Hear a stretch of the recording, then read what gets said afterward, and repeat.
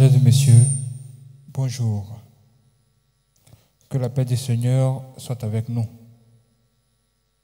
Aujourd'hui, Dieu va nous enseigner quelque chose. Le thème de ce matin, c'est dit-il, recherche toujours la validation de Dieu. Autrement dit, recherche toujours le OK de ton Dieu d'abord, avant de faire quoi que ce soit sur cette terre. Tu vas te dire, mais pourquoi? Qu'est-ce que ça peut m'apporter? Entrons d'abord dans notre Bible. Luc 5, à partir du verset 1 à 6. Il est écrit ceci. Comme Jésus se trouvait auprès du lac de Génézareth et que la foule se pressait autour de lui pour entendre la parole de Dieu, il vit au bord du lac 2 barques d'où les pêcheurs étaient descendus pour laver leurs filets. Il monta dans l'une de ces barques qui était à Simon et il le pria de s'éloigner un peu de terre. Puis il s'assit et de la barque il enseignait la foule. Lorsqu'il eut cessé de parler, il dit à Simon, avance en plein eau et jetez vos filets pour pêcher. Simon lui répondit, Maître, nous avons travaillé toute la nuit sans rien prendre, mais sur ta parole, je jeterai le filet.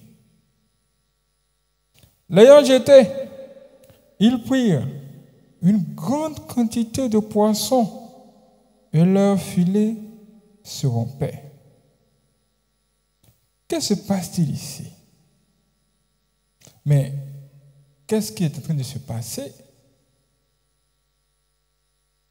La partie qui doit vraiment t'intéresser, c'est là où mon Père a dit, mais sur ta parole, je jeterai le filet. Mais sur ta parole, je jeterai le filet. À quoi ça ressemble? Ça ressemble à quelqu'un qui a cherché du travail pendant 10 ans et n'a rien eu. Et tout à coup, au moment où il est fatigué, voici un songe apparaît où Dieu lui dit, va. C'est le moment, va déposer. Qu'est-ce qu'il va dire à Dieu là? Il a cherché pendant 10 ans. Il est fatigué. Quelle force il va avoir pour se lever?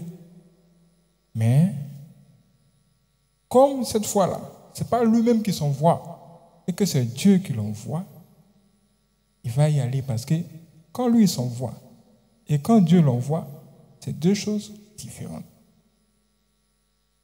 Ici, on nous dit que quand Simon a obéi à la parole de Dieu, que s'est-il passé? Miracle. Que s'est-il passé? Miracle. Mais la parole de Dieu, qu'est-ce que c'est que la parole de Dieu? Vous devez savoir que la parole de Dieu, en réalité, c'est la vérité absolue. C'est comme la lumière qui vient pour chasser les ténèbres ou chasser les problèmes. Ce qui veut dire que aujourd'hui, si tu demandes à Dieu de mettre un mot dans tes affaires, cela veut dire que tu vas inviter la lumière là-bas. Du coup, la solution va apparaître. La solution va apparaître pour chasser tous les problèmes. Et aussi, quand tu demandes à Dieu son avis sur quelque chose, ce qui va se passer, c'est qu'il va te révéler des trucs, des choses cachées, pour que tu puisses savoir quelle décision prendre. Mais à quoi ça ressemble en réalité? Voici à quoi ça ressemble. Ça ressemble à un monsieur. Le monsieur là, un jour, il a allumé sa télé. Il allume et il voit des gens en train de parler de tests de fidélité. Il voit un couple. On dit 25 ans de vie commune. Dans les 25 ans là, il y a eu 4 enfants. Tout le monde est content, on va applaudir. Oh, c'est bien. Oh, félicitations. Et c'est là, le monsieur qui fait les tests de fidélité va maintenant venir. Il arrive, il prend le téléphone des deux, il prend le téléphone de l'homme, il fouille. Il n'y a pas de problème. Mais, quand il a pris le téléphone de sa femme, il a remarqué beaucoup de surprises. En fait, la femme cause avec le voisin. Le voisin lui dit, ma femme ne me donne pas d'enfants. Mes enfants qui sont chez toi là, il faut m'envoyer ça. Ah! Alors, le monsieur lui pose la question. Il dit, mais ton voisin, les enfants que tu as là, ça appartient à ton mari qui est ici ou bien au voisin? Il y a problème. Là, on se retrouve face à une situation où l'homme à la maison, il croit qu'il a 4 enfants, alors qu'il a 4 enfants du voisin. Dans les 4 enfants, il n'a rien dedans. Alors que c'est lui qui s'en occupe. Dès qu'il a découvert ça, il s'est assis à terre en même temps. Il s'est assis à terre. Maintenant, celui qui regardait la télévision là, et qui a vu toutes ces choses-là, lui, il est célibataire. Il est tombé sur ça. Il était étonné. Il dit, s'il se met à la place du monsieur, donc il va passer 25 ans avec quelqu'un, il croit que ce sont ses enfants, alors que ce n'est pas le cas. Donc c'est le monde là, c'est comme ça, c'est devenu. Alors, il s'est dit que si c'est comme ça, il peut faire éviter le problème. Il va rester seul dans son coin. Il va marcher seul. Ça là, c'est la décision de qui? Ça là, c'est sa décision.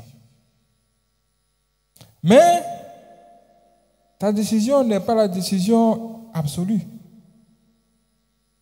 C'est la décision de Dieu là, que tu dois prendre marcher. Ce que Dieu va te dire, c'est ça là qui va s'accorder à toi. À un moment donné, il s'est dit que bon,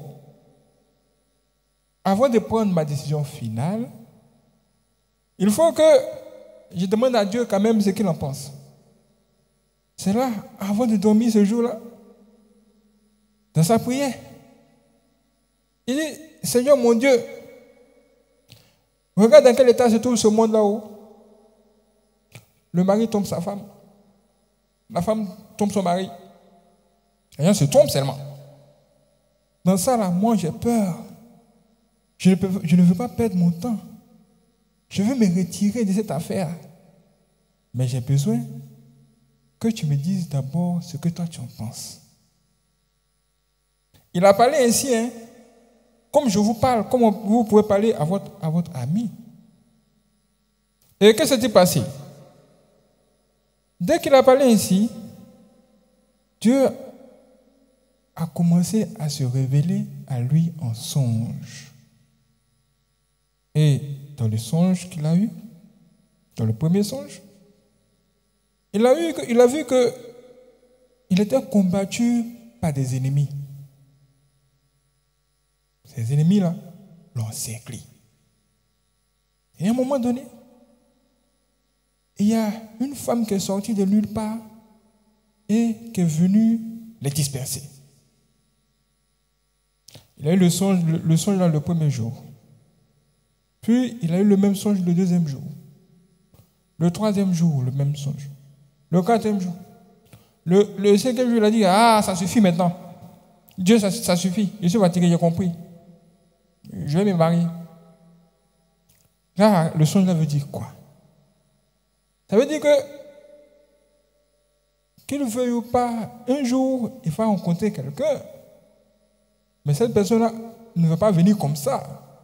C'est une personne qui va venir lui apporter quelque chose de grand, la délivrance. Et c'est cette personne-là même qui sera qui? Sa femme. Ça veut dire quoi? Ça veut dire que même si dans ce monde-là, les choses sont bizarres et que tu as perdu espoir, il y a quelqu'un qui est là quelque part pour toi. Dieu a prévu quelque chose quelque part pour toi. Le plan de Dieu dépasse ton plan. C'est pourquoi on vous dit aujourd'hui, cherchez en premier lieu la validation de Dieu. Dans tout ce que tu fais, la validation de Dieu d'abord. Et si tu fais ça, si tu fais de telles prières, avant de faire des projets et tout ça, vraiment tu vas voir que tu feras moins d'erreurs. Parce que Dieu va tout te révéler. Aujourd'hui, dans ta prière, demande à Dieu de te révéler toutes les choses cachées. Et dans tout ta projet du présent ou du futur, que Dieu te donne sa validation. Pour que le succès et les bonnes choses te suivent. Que la bénédiction et la richesse de Dieu vous localisent. Que Dieu vous bénisse en abondance.